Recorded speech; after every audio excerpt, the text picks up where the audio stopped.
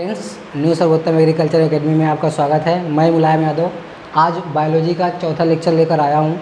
इसके पहले हम लोगों ने 3 लेक्चर पढ़ा हुआ है। जो स्टूडेंट हमारे तीनों लेक्चर पहले नहीं देखे हैं, पहले वो तीनों लेक्चर देखेंगे, उसके बाद आप चौथे लेक्चर को पढ़ेंगे। पिछले 3 लेक्चर में हमने आप लोगों को बताया है। पहले लेक्चर में जीव विज्ञान का परिचय है, दूसरे लेक्चर में जीव जगत का वर्गीकरण है, तीसरे लेक्चर में पादप जगत का वर्गीकरण है और चौथे लेक्चर में हम आप लोगों को जीव विज्ञान की कुछ शाखाएं, इसके साथ साथ में वनस्पति विज्ञान की शाखाएं तथा जंतु विज्ञान की शाखाओं को लेकर आए हैं। देखिए, ये जो शाखाएं हैं जीव विज्ञान की, किसी भी चीज़ों को आसानी से अध्ययन के लिए उनको हम छोटे छोटे ब्रांचों में, शाखाओं में बांटते हैं। तो जीव विज्ञान की बहुत सारी शाखाएँ हैं जो कि यूपी कैटेट, बीएचयू या आईसीआर के जो भी यूजी लेवल के एग्ज़ाम होते हैं, इसके साथ साथ अन्य कृषि विश्वविद्यालय में जो कृषि प्रवेश परीक्षा के लिए एग्ज़ाम होते हैं, उनमें इनकी शाखाओं के बारे में पूछ लेता है। तो हम इनके एक एक शाखाओं के बारे में बताते हैं। हम आपको जीव विज्ञान की कुछ शाखाएं बताएंगे, वनस्पति विज्ञान की कुछ शाखाएं बताएंगे और जंतु विज्ञान की कुछ शाखाएं बताएंगे। तीनों शाखाओं को हम अलग अलग बताएंगे, क्योंकि कभी कभी ये पूछता है कि कौन सी जीव विज्ञान की शाखा है, कौन सी वनस्पति विज्ञान की शाखा है और कौन सी जंतु विज्ञान की शाखा है। तो कुछ शाखाएँ ऐसी होती हैं, आपको मालूम है, जंतु और पादप, जीव विज्ञान और वनस्पति विज्ञान, जंतु विज्ञान और वनस्पति विज्ञान का आपस में एक घनिष्ठ संबंध है, जिसको हम लोग जीव विज्ञान कहते हैं। जो कुछ शाखाएं ऐसी होती हैं जो जंतु विज्ञान में भी यूज होती हैं तथा वनस्पति विज्ञान में भी यूज होती हैं, तो उनको हम एक साथ किस में यूज करते बोल देते हैं, जीव विज्ञान की शाखाएँ। तो जीव विज्ञान की कुछ शाखाएँ निम्नलिखित हैं। इसमें सबसे पहले हम लोग बात करते हैं पहली शाखा का, मार्फोलॉजी। जीव विज्ञान की पहली शाखा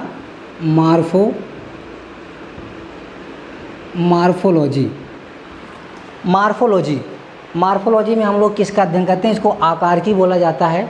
तो मार्फोलॉजी में हम लोग लिख लेंगे, आप लोग साथ में पेन और कॉपी लेकर बैठा करिए, जो हम आपको बताएं आप लिखा करिए।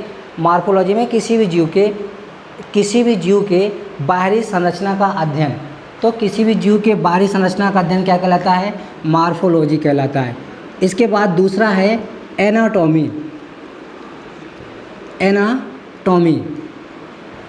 मार्फोलॉजी के बाद जो दूसरी शाखा है वो एनाटॉमी है। इसके अंतर्गत हम क्या करते हैं, किसी भी जीव के आंतरिक संरचना का अध्ययन। इसमें किसी भी जीव के बाहरी संरचना का अध्ययन, जैसे किसी का बाल का कलर काला है या सफ़ेद है या भूरा है, तो ये क्या हो गया, उसका बाहरी संरचना हो गया।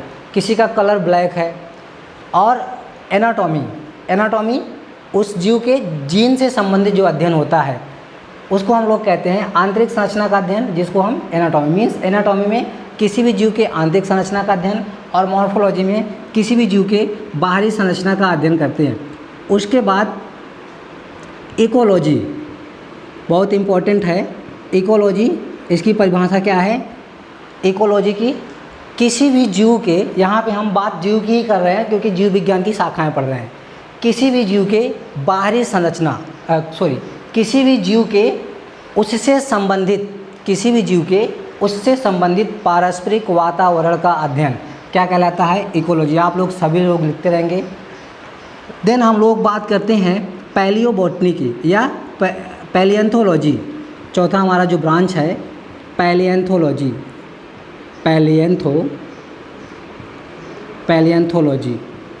पैलिएंथोलॉजी में हम किसी भी जीव के जीवाश्मों का अध्ययन करते हैं। कि जीवाश्म आप लोग जानते हैं, जो जीव जंतु या पादप मर जाते हैं और ज़मीन में दब जाते हैं, बहुत समय के बाद उनका जीवाश्म बन जाता है, तो उनका अध्ययन हम क्या कहते हैं, जिसको हम लोग जीवाश्मिकी कहते हैं हिंदी में। और ये पैलिएंथोलॉजी ये क्या है, जीवाश्म विज्ञान की एक शाखा है, जिसमें हम क्या करते हैं, जीवाश्मों का अध्ययन करते हैं। आप लोग जानते हैं डॉक्टर बीरबल साहनी जो हैं भारतीय जीवाश्म विज्ञान के पिता हैं, doctor Birbal Sahni, father of Indian palaeobotany या पैलिएंथोलॉजी। तो ये भी जीवों के, चाहे जंतु चाहे पादप हो, उसके जीवाश्मों का अध्ययन करता है। नेक्स्ट हम लोग बात करते हैं जेनेटिक्स।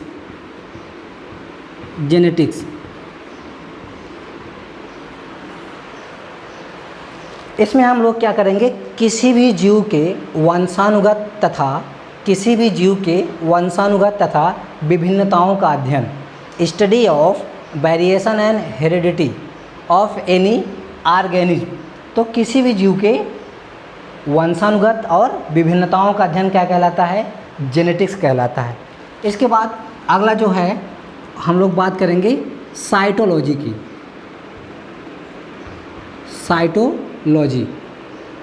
साइटोलॉजी जिसको हम कोशिका विज्ञान कहते हैं, कोशिका का अध्ययन बहुत इंपॉर्टेंट है। कई बार क्वेश्चन आया हुआ है कि कोशिका का अध्ययन क्या कहलाता है? साइटोलॉजी कहलाता है।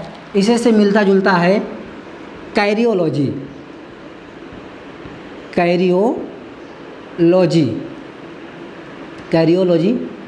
कैरियोलॉजी में केंद्रक का अध्ययन करते हैं। साइटोलॉजी में कोशिका का, कैरियोलॉजी में केंद्रक का। अब इसी से मिलता जुलता है हिस्टोलॉजी।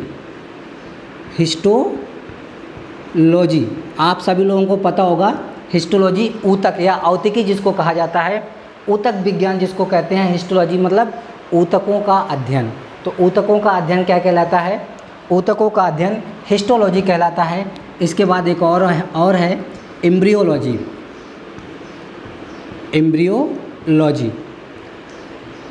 देखिए फ्रेंड्स, बात यह है कि ये जो ब्रांचेज है आपको इंग्लिश में ही पूछी जाएंगी, हिंदी में नहीं पूछी जाएंगी, इसलिए हम इंग्लिश में आपको बता रहे हैं।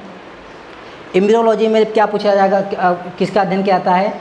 किसी भी जीव के भ्रूण का अध्ययन या गैमेट के बनने का अध्ययन या गैमेट के संरचना का अध्ययन क्या कहलाता है? एम्ब्रियोलॉजी कहलाता है। तो ये हमारी 9 ब्रांचेज ऐसी हैं जो जीव विज्ञान के अंतर्गत आती हैं। तो ये जीव विज्ञान की जो ब्रांचेज है आप याद रखेंगे कि इनका दायरा क्या है कि ये जीव विज्ञान की ब्रांचेज है, मतलब इनको हम बॉटनी में भी पढ़ेंगे, जूलॉजी में पढ़ेंगे। जैसे मार्फोलॉजी पादप का भी रूपरेखा संरचना होता है बाहर से, और एनाटॉमी आंतरिक संरचना पादप का भी होता है, जंतु का भी होता है। इकोलॉजी जीव जंतु भी इकोलॉजी के से प्रभावित होते हैं, पादप भी प्रभावित होते हैं। जीवाश्म होने बताया जंतुओं का भी होता है, पादपों का भी होता है। जेनेटिक्स आनुवांशिकी एनिमल और प्लांट्स दोनों का होता है। साइटोलॉजी कोशिका, जंतु की भी कोशिका होती है, पादप की भी कोशिका होती है। केंद्रक दोनों की कोशिकाओं में पाए जाते हैं। ऊतक, जंतु ऊतक भी होता है और पादप ऊतक होता है। भ्रूण की बात करें, भ्रूण जंतु का भी होता है, पादपों का होता था। इसलिए ये जो शाखाएं हैं वो जीव विज्ञान की हैं।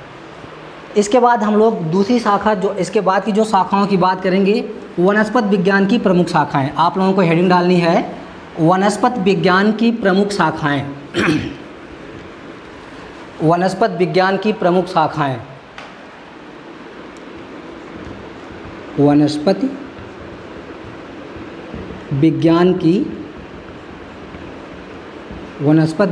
की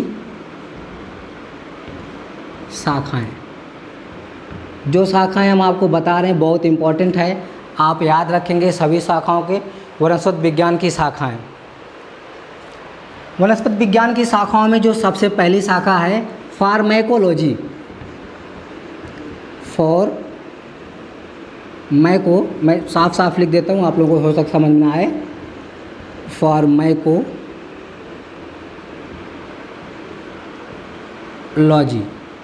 फार्मेकोलॉजी में किसी भी पादप के, यहाँ पे पादप है, किसी भी पादप का उससे संबंधित बनने वाली औषधियों का अध्ययन, इसको औषध विज्ञान या भेषज विज्ञान भी कहा जाता है।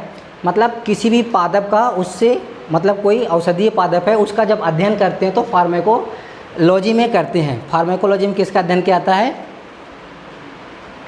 औषध बनाने वाले पादपों का अध्ययन किया जाता है। उसके बाद है बैक्टीरियोलॉजी।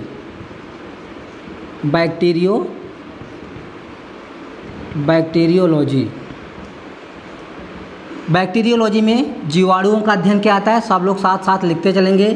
थर्ड नंबर है वायरोलॉजी में विषाणुओं का अध्ययन किया जाता है। विषाणु विज्ञान जिसको कहते हैं, आप लोग जानते हैं कोविड-19 भी एक प्रकार का विषाणु है जो कि इस समय महामारी का रूप ले चुका है। तो वायरोलॉजी में विषाणुओं का अध्ययन किया जाता है। फोर्थ नंबर है माइकोलॉजी।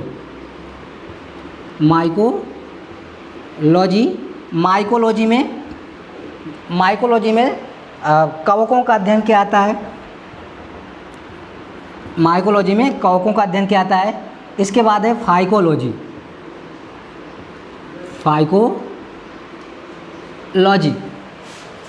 फाइकोलॉजी में हम शैवालों का अध्ययन करते हैं। माइकोलॉजी में कवकों का अध्ययन करते हैं। ये आप दोनों में कन्फ्यूजन ना हो, इसलिए माइकोलॉजी में हम कवकों का अध्ययन करते हैं, फाइकोलॉजी में शैवालों का अध्ययन करते हैं।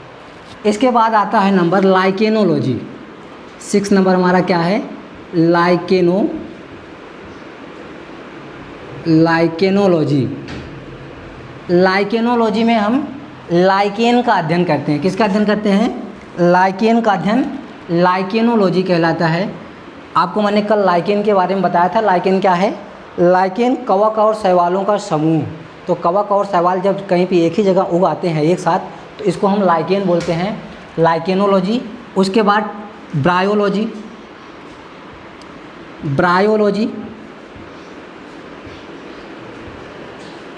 ब्रायोलॉजी में हम ब्रायोफाइटा का अध्ययन करते हैं। ब्रायोलॉजी में ब्रायोफाइटा का अध्ययन करते हैं। इसके बाद है ब्रायोलॉजी के बाद टेरिडोलॉजी।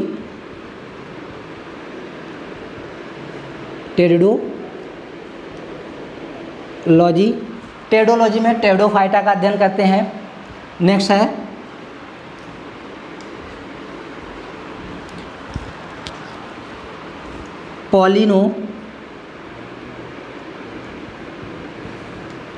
पॉलिनोलॉजी, पराग कणों का अध्ययन। तो पराग कणों का अध्ययन पॉलिनोलॉजी कहलाता है। 10 नंबर है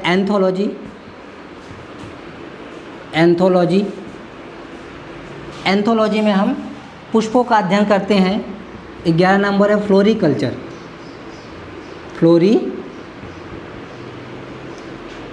तो दोनों में अंतर है। फ्लोरिकल्चर में हम पुष्प की खेती का अध्ययन करते हैं और एंथोलॉजी में हम पुष्पों का अध्ययन करते हैं। 11 शाखाएं हो गई। नेक्स्ट आप लोग लिखते जाएंगे। एक बार मैं फिर से रिपीट कर दे रहा हूँ। बैक्टीरियोलॉजी में जीवाणुओं का, वायरोलॉजी में विषाणुओं का, माइकोलॉजी में कवकों का, फाइकोलॉजी में शैवालों का, लाइकेनोलॉजी में लाइकेनों का, ब्रायोलॉजी में ब्रायोफाइटा का, टेरिडोलॉजी में टेरिडोफाइटा का, पॉलिनोलॉजी में पराग कणों का, पॉलिनोलॉजी में पराग कणों का, एंथोलॉजी में पुष्पों का, फ्लोरिकल्चर में पुष्प की खेती का अध्ययन किया जाता है। इसके बाद हम लोग बात करते हैं स्पर्मोलॉजी की बात करते हैं। स्पर्मोलॉजी 12 नंबर हमारा क्या भैया? स्पर्मो।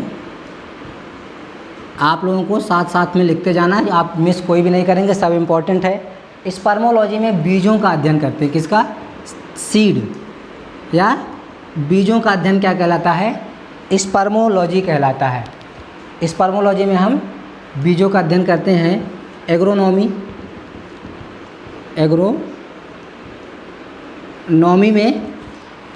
में हम फसलों के उत्पादन संबंधित अध्ययन एगोनॉमी कहलाता है। उसके बाद डेंड्रोलॉजी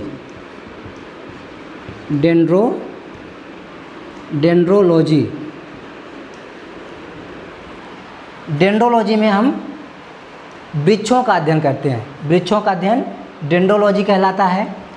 उसके बाद डेंड्रोक्रोनोलॉजी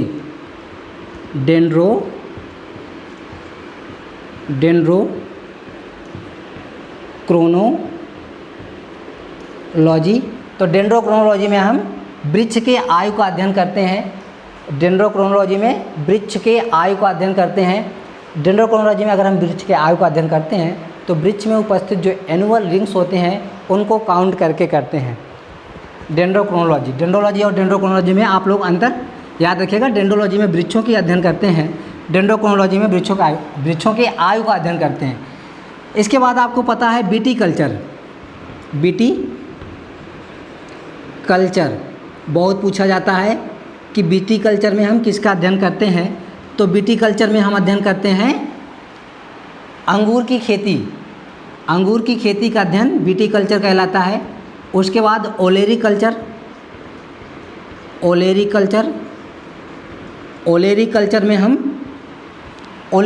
में सब्जी की खेती का अध्ययन करते हैं। ओलेरीकल्चर में सब्जियों की खेती का अध्ययन करते हैं। नेक्स्ट नंबर है इनोलॉजी, इनोलॉजी, तो इनोलॉजी में हम शराब बनाने का अध्ययन करते हैं कि शराब कैसे बनाए जाते हैं। आप लोगों को पता है कि इनोलॉजी में हम किसका अध्ययन करते हैं, शराब बनाने का अध्ययन करते हैं, या उनका अध्ययन करते हैं जो इंडस्ट्रियाँ शराब बनाने का काम करती हैं। तो ये वनस्पति विज्ञान की कुछ शाखाएं हैं, आप इनको याद रखेंगे। इसके बाद हम लोग तीसरी ब्रांच की बात करेंगे, जंतु विज्ञान की शाखा है। वास्तव में तो हम आपको बता रहे हैं बॉटनी, लेकिन बॉटनी और जूलॉजी में बस अंतर जंतु और पादप का होता है। इसके साथ साथ आपको इसी ब्रांच के साथ हम इसका भी लेक्चर समाप्त कर देते हैं कि जो जंतु विज्ञान की प्रमुख शाखाएं हैं। तो जंतु विज्ञान की जो प्रमुख शाखाएं, आप सबसे पहले हम हेडिंग डालेंगे, जंतु विज्ञान की प्रमुख शाखाएं, जंतु विज्ञान की प्रमुख शाखाएं, या शाखाएं लिख लीजिए, जंतु विज्ञान की शाखाएं। तो जंतु विज्ञान की शाखाओं की शुरुआत हम लोग एपीकल्चर से करते हैं। किससे करते हैं? एपीकल्चर। एपीकल्चर आप लोग जानते होंगे, यूपी कैटेट में कई बार पूछा गया है। एपीकल्चर में हम किसका अध्ययन करते हैं? एपीकल्चर में मधुमक्खी पालन। मधुमक्खी पालन का अध्ययन क्या कहलाता है? एपीकल्चर। दूसरा नंबर है सेरीकल्चर। सेरीकल्चर,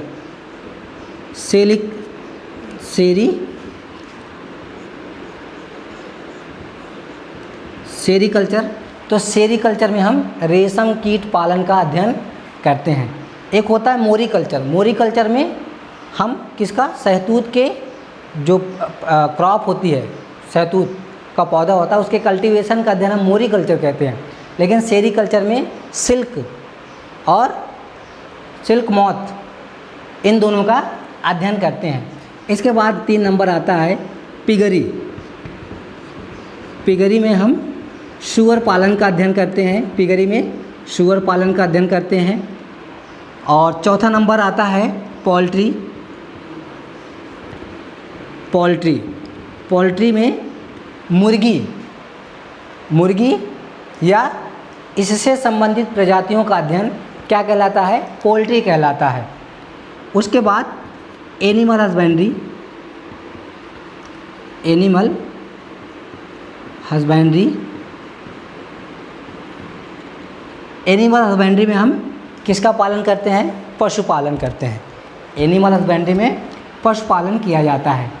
इसके साथ साथ में पिसीकल्चर। इसके बाद 6 नंबर क्या हमारा? पिसीकल्चर। पिसीकल्चर, पिसीकल्चर में हम मत्स्य पालन का अध्ययन करते हैं। पिसीकल्चर में मत्स्य पालन का अध्ययन करते हैं। मत्स्य पालन का अध्ययन पिसीकल्चर कहलाता है। एक और ब्रांच है, आप लोगों को पता होगा, इक्थियोलॉजी।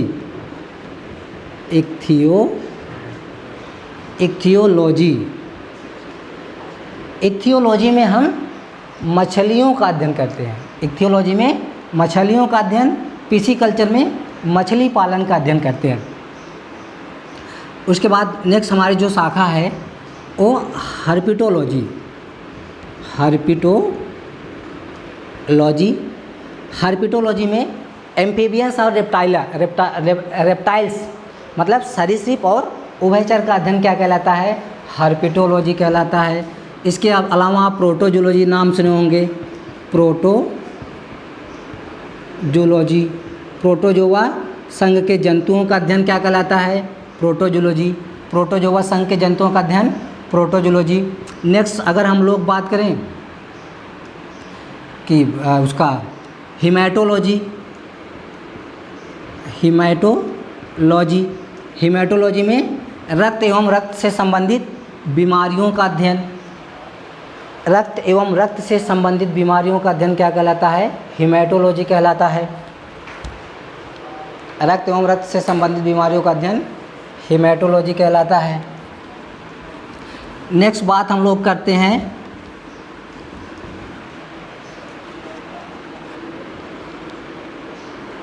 ग्यारह नंबर मैमोलॉजी। मीन्स मैमोलॉजी जिसको कहा जाता है, उसके मैमोलॉजी लिखा जाता है। मैमोलॉजी में हम स्तनियों का अध्ययन करते हैं। किसका अध्ययन करते हैं? स्तनियों का, स्तनधारियों का अध्ययन करते हैं। आप लोगों को पता है जो हमारे स्तनधारी हैं, जो कार्डेटा है, कार्डेटा के अंतर्गत मैमेलिया आता है। मैमेलिया का अध्ययन हम लोग क्या करते हैं, मैमोलॉजी कहलाता है। इसके बाद हम लोग अध्ययन करते हैं, 12 नंबर है मायोलॉजी। मायोलॉजी, इसमें मांसपेशियों का अध्ययन करते हैं। ऑस्टियोलॉजी, इसमें अस्थियों का अध्ययन करते हैं। अस्थि जो हमारी होती है, बोन्स, अस्थियों का अध्ययन। डेंड्रोलॉजी,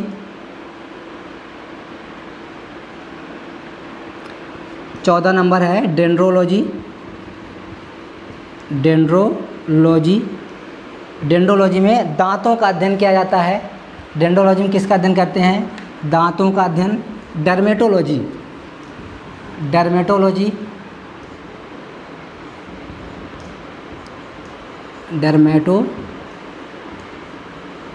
डर्मेटोलॉजी में त्वचा या त्वचा संबंधित बीमारियों का अध्ययन करते हैं डर्मेटोलॉजी में।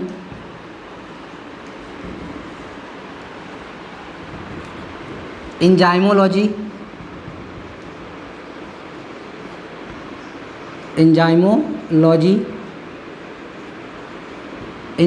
में एंजाइमों का अध्ययन करते हैं। कार्डियोलॉजी, आपको पता होगा कार्डियोलॉजी के बारे में। कार्डियोलॉजी में हम हृदय का अध्ययन करते हैं। उसके बाद मैलाइकोलॉजी,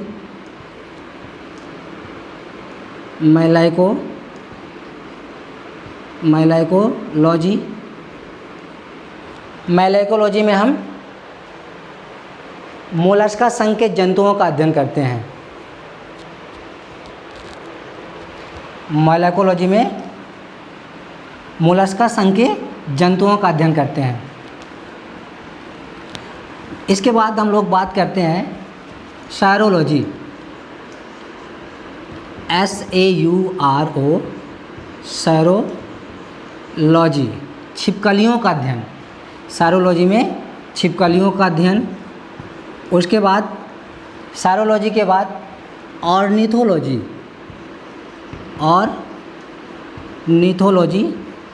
आपको मालूम है डॉक्टर सलीम अली किसके पिता हैं, भारतीय पक्षी विज्ञान के पिता। ऑर्निथोलॉजी, तो पक्षियों का अध्ययन क्या कहलाता है, ऑर्निथोलॉजी। ओफियोलॉजी,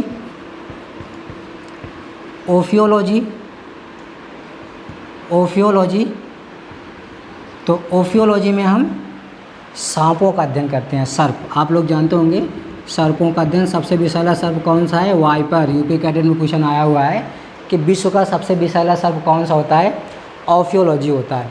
क्या होता है, वाइपर नामक एक सर्प होता है जो विश्व का सबसे विषैला सर्प है।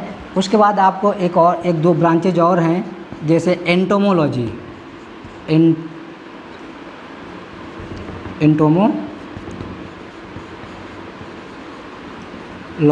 एंटोमोलॉजी में हम कीटों का अध्ययन करते हैं।